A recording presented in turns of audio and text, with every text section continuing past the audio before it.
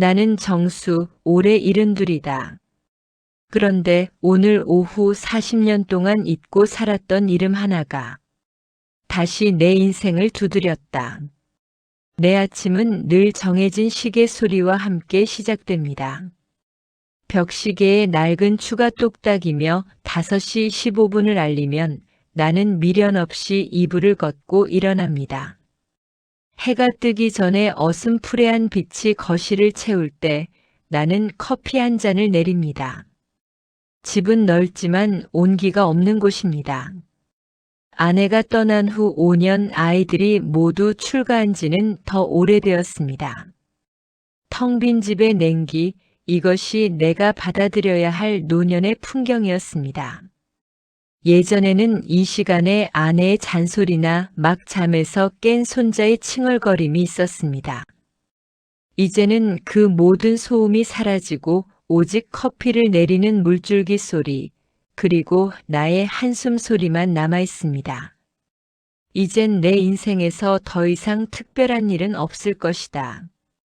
이 문장은 내게 일종의 주문이자 일상의 평온을 지키는 방어막이었습니다. 나는 이 고요함에 익숙해져야 했습니다. 익숙해질 수 있다고 믿으며 살았습니다. 아침 신문을 펼쳐들고 세상의 복잡한 소식을 읽어봅니다. 하지만 그 어떤 흥미로운 기사도 내 마음속 깊은 곳을 건드리지는 못합니다. 세상은 여전히 시끄럽고 바쁘지만 나는 그 속에서 조용히 걸어 나온 사람입니다. 나는 은퇴했고 나는 혼자입니다. 내가 할 일은 그저 오늘 하루를 어제처럼 내일처럼 고르게 살아내는 것뿐입니다. 노년의 후회. 사람들은 이 나이가 되면 지난 삶에 대한 후회를 정리해야 한다고 말합니다. 하지만 후회란 정리되는 것이 아닙니다. 그것은 서랍 깊숙한 곳에 넣어둔 낡은 사진처럼 잊었다고 믿을 때 문득 그 색이 바래지 않은 채 불쑥 튀어나오는 것입니다. 오늘 아침도 평소와 다를 바 없었습니다. 신문을 덮고 멍하니 창밖을 바라보던 그때였습니다. 길 건너편 공원에서 어린아이의 웃음소리가 바람을 타고 넘어왔습니다. 그 웃음소리가 마치 아주 오래전에 묻어두었던 풍경을 불러내듯이 내 마음속 깊은 곳을 아주 얇게 긁고 지나갔습니다. 어떤 특정한 그리움은 아니었습니다. 그냥 그때 만약이라는 얇은 가정이 주는 아련함. 내 삶의 모든 선택들이 지금의 나를 만들었음을 알지만 그래도 한 번쯤 아주 짧은 순간만이라도 다른 길을 걸었을 수도 있었던 나를 상상해 보는 것입니다. 그것이 이 나이에 허락된 유일한 일탈이었습니다. 나는 다시 고독 속에 잠깁니다. 이제 오후가 되면 습관처럼 공원 벤치에 앉아 시간을 흘려보낼 것입니다. 그렇게 내 인생의 마지막 페이지는 담담하고 평온하게 채워져 갈 것이라 믿었습니다. 하지만 그날의 오후는 40년 전에 잊었던 이름과 함께 찾아올 줄은 꿈에도 알지 못했습니다. 오후 2시 공원 벤치에 앉아 햇살을 받고 있었습니다. 따뜻한 햇살은 나를 나른하게 만들었고 나는 잠시 눈을 감았습니다. 이 평화로운 순간은 내 하루 중 가장 무방비한 시간이었습니다. 그때 주머니 속 휴대폰이 짧게 진동했습니다. 낯선 번호. 나는 늘 그렇듯 무시하려 했습니다. 요즘 세상은 낯선 번호로 가득합니다. 하지만 왠지 모르게 손이 움직였습니다. 스팸 광고가 아니기를 바라며 화면을 켰습니다. 그리고 문자 알림이 떴습니다. 혹시 정수? 나 은주야. 나는 숨을 멈췄습니다. 내 주변의 모든 소리가 사라졌습니다. 아이들의 웃음소리, 나뭇잎이 흔들리는 소리, 멀리서 들려오는 자동차 소리까지. 세상은 갑자기 무성 영화처럼 고요해졌습니다. 은주. 40년. 40년이라는 시간의 장막 뒤에 굳게 봉인되어 있던 이름. 내 심장이 뛰기보다는 오히려 멈춘 것 같았습니다. 내 손이 떨렸던 건 아닙니다. 대신 내 몸속 어딘가에 깊이 묻혀있던 오래된 감정들이 격렬하게 반응했습니다. 그것은 지진이 나기 전 땅속에서 먼저 일어나는 미세한 진동과 같았습니다. 나는 은주를 잊으려고 노력하며 살았지만 그것은 잊은 것이 아니라 삶의 가장 깊은 곳에 책임이라는 무거운 돌덩이를 덮어두고 있었던 것이었습니다. 나는 휴대폰을 쥔 손에 힘을 주었습니다. 문자 메시지를 다시 읽었습니다. 은주야. 단순한 이름 석자가 나를 통째로 40년 전으로 끌고 갔습니다. 첫사랑. 나는 그 단어를 내 삶에서 제거했다고 믿었었습니다. 하지만 은주라는 이름은 40년 전 멈춰버린 어떤 시간의 시계 초침처럼 다시 움직이기 시작했습니다. 어떤 말을 해야 할까요? 어떻게 나를 찾아냈니? 하고 물어야 할까요? 아니면 잘 지냈니? 라는 상투적인 안부부터 물어야 할까요?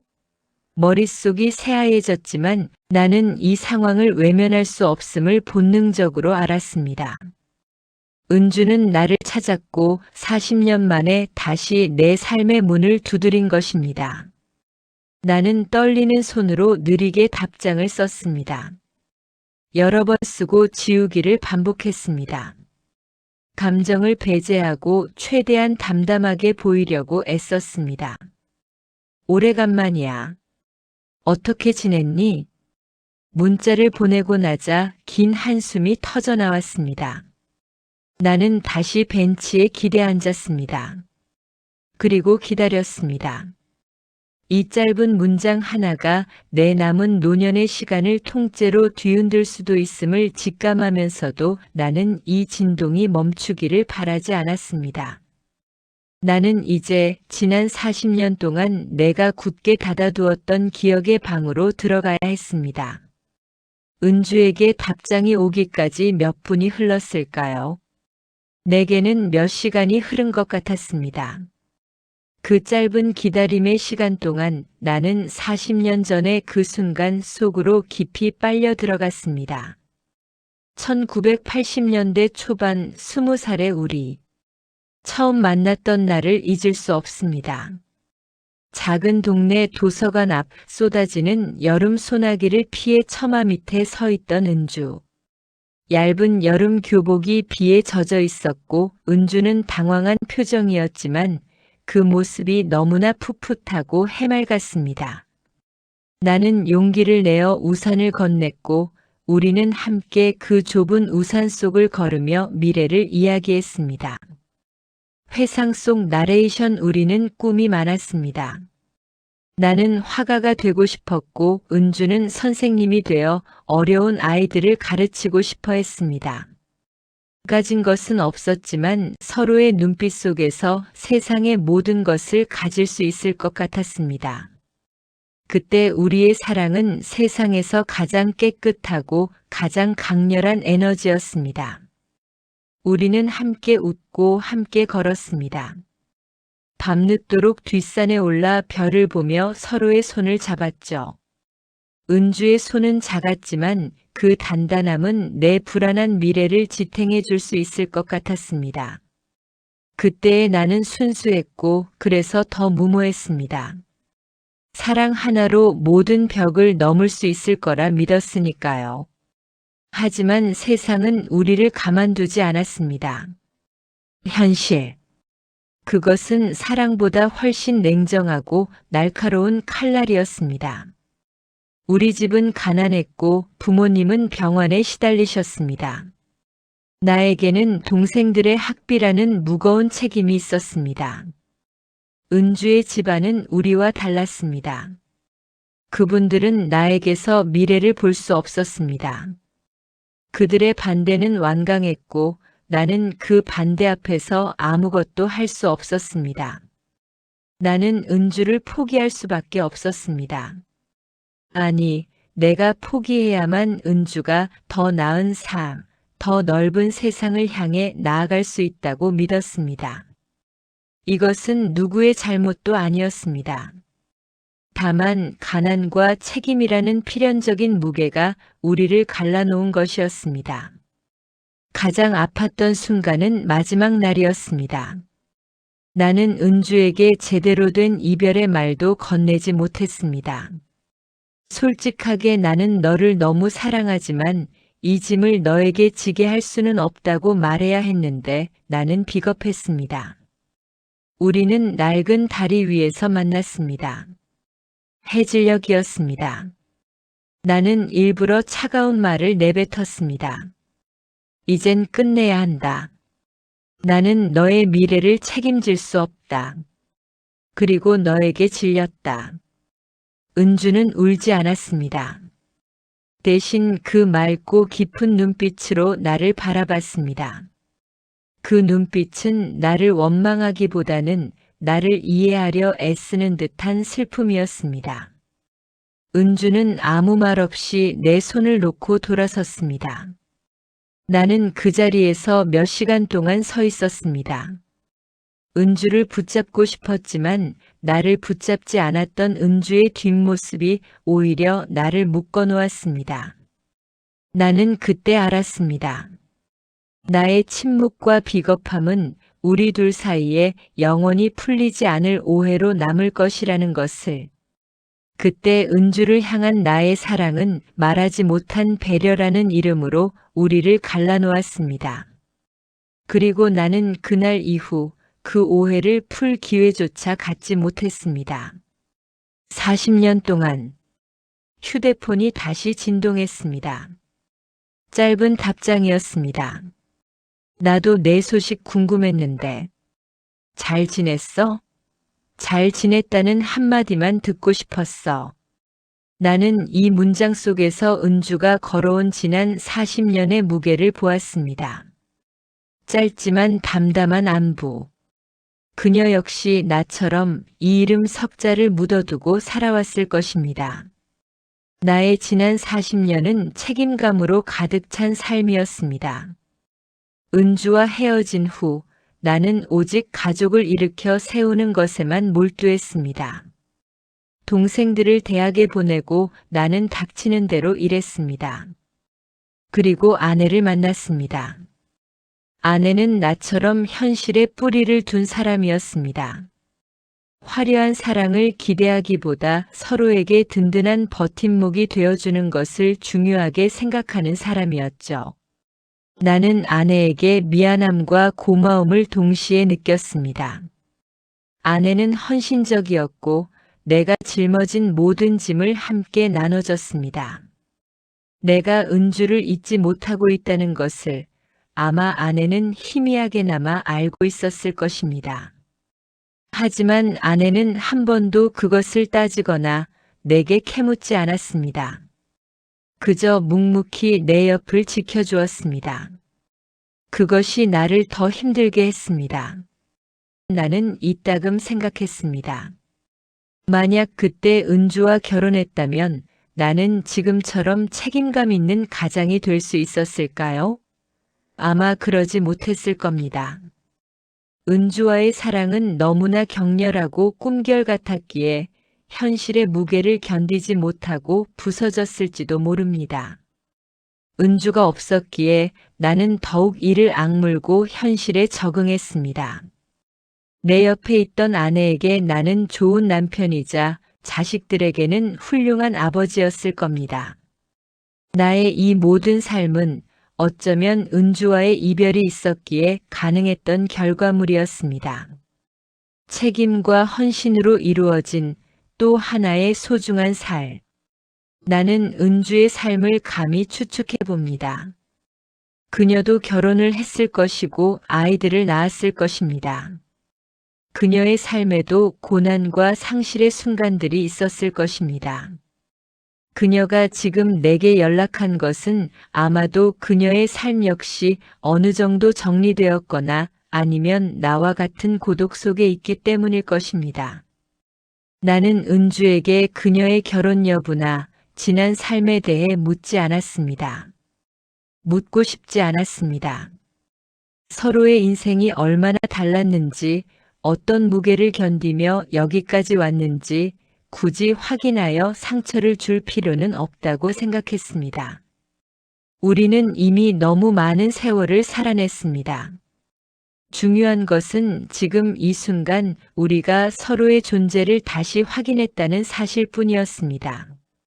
하지만 은주의 다음 문자는 나를 갈등의 문 앞에 서게 했습니다. 은주는 내게 먼저 만남을 제안했습니다. 우리 커피라도 한잔할까? 얼굴이라도 봐야 마음이 편할 것 같아. 40년 동안 오해가 풀리지 않은 채로 지내는 건 너무 무거운 짐 같아. 오해. 은주도 그 오해의 무게를 짊어지고 있었던 것입니다. 나는 벤치에 앉아 휴대폰을 쥔 채 수없이 많은 상상을 했습니다. 만나고 싶었습니다. 40년 전에 그 순간을 되돌릴 수는 없겠지만 적어도 그녀의 눈을 보며 진심으로 미안했다고 말하고 싶었습니다. 나의 비겁함 때문에 그녀가 짊어진 슬픔을 이제라도 내가 나눠 가지고 싶었습니다. 하지만 나는 곧 두려움에 사로잡혔습니다. 지금 우리가 만난다면 무엇이 달라질까요?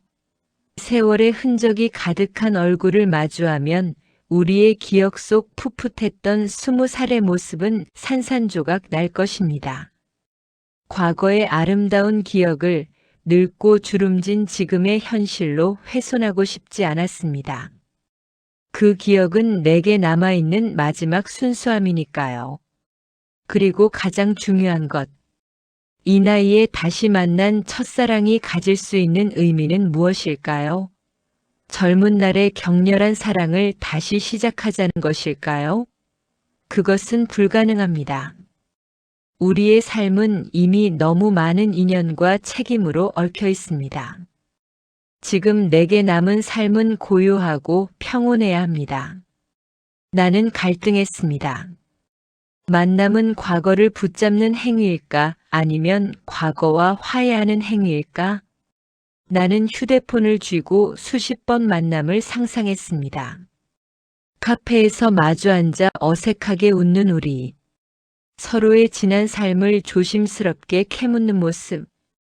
그리고 결국 그 만남은 아무것도 해결해 주지 못하고 오히려 지금의 이 평온한 일상의 혼란이라는 이름의 돌멩이를 던질 수도 있다는 결론에 도달했습니다.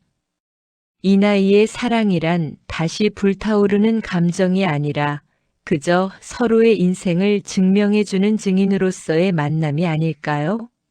그리고 그 증명은 굳이 얼굴을 보지 않아도 이 짧은 문자만으로도 충분히 이루어진 것 같았습니다.